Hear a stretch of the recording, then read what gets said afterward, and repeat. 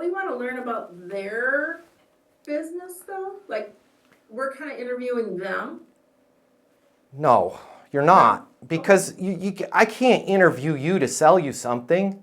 Like, that's obtuse on my part to assume that I can just go around and interview people to see if they're a good fit for me. What do they owe you to tell you about? They're not applying for a job with you. You're applying for a job with them. Deliver an insight first. Deliver something helpful to where they're like, man, that Jen is sharp. That Jen is on it. That Jen's team is pretty good. Hey, if you like this video, imagine if you and I worked together twice a week. What do you think you could be making? I know what you could be making.